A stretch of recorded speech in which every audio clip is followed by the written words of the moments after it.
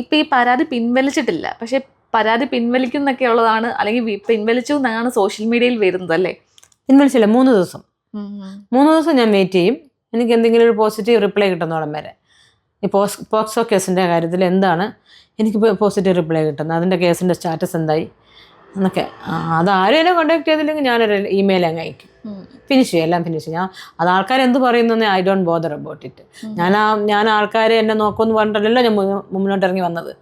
നല്ല നാളേക്ക് വേണ്ടി ഗവൺമെൻറ്റിൻ്റെ കൂടെ ഒപ്പം നിന്നു, SITയുടെ കൂടെ, പോലീസുകാരുടെ കൂടെ ഒപ്പം നിന്നു. അത്രേ ഉള്ളൂ. പക്ഷെ കേസ് പിൻവലിച്ചാലും അവരുടെ ആ ഒരു പരാതിയിൽ ഒക്കെ ചേച്ചി ഉറച്ചു നിൽക്കുന്നുണ്ടോ? പരാതിയിൽ ഉറച്ചു നിൽക്കുകയാണ്. പിന്നെ അതിന്റെ ക്ലിപ്പൊക്കെ എൻ്റെ ഉണ്ടല്ലോ.